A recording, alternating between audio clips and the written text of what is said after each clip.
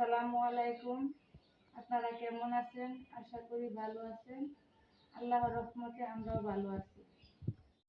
আজকে আপনাদের সাথে শেয়ার করব নতুন একটা রেসিপি, হাতে মাখা মুসুরির ডাল। দেখেন আমি কিভাবে রান্না করি।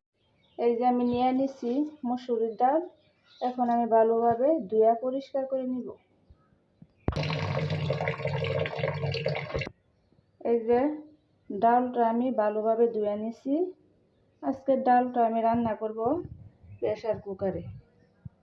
আপনারা চাইলে কড়াইয়ের মধ্যেও রান্না করতে পারেন। আর এদিকে আমি ডালের মধ্যে যা যা উপকরণ দিব সব কিছু আমি কেটে নিয়েছি।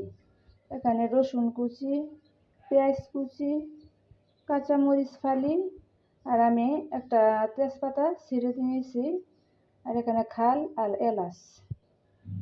এবার আমি কুকারের মধ্যে ডালটা দিয়ে দিব।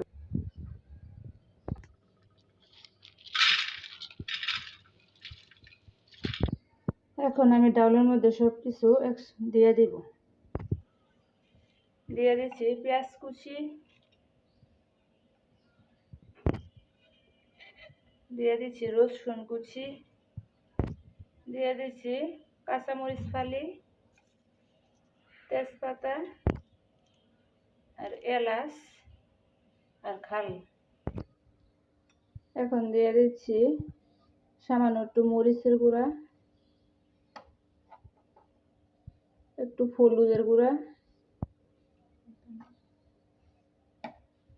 আর একটু সজের গুঁড়ি,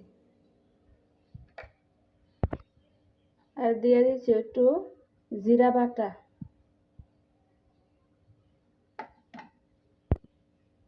আর দিয়ে দিচ্ছি পরিমাণ মতো লবণ, আর দিয়ে দিচ্ছি তেল।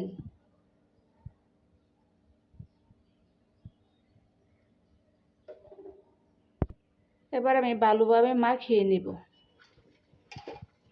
সব কিছু একসাথে দিয়ে দিচ্ছি। এখন আমি সুন্দরভাবে মাখিয়ে নিব।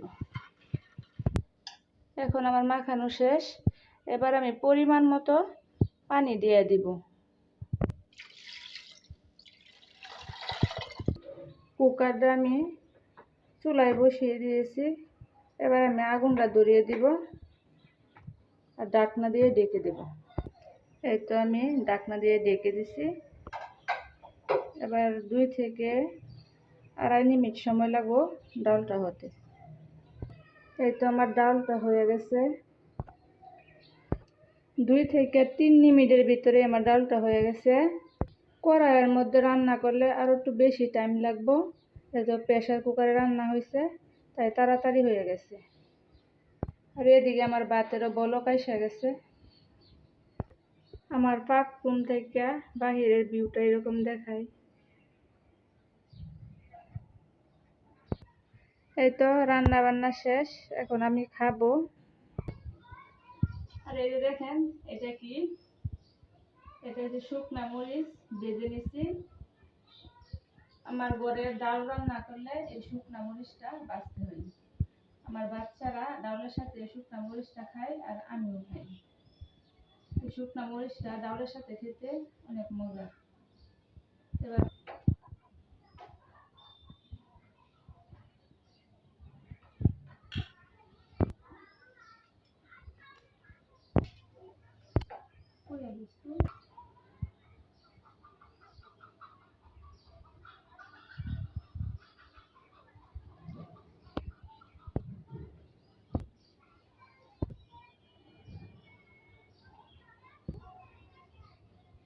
অনেক মজা হয়েছে ডালটা।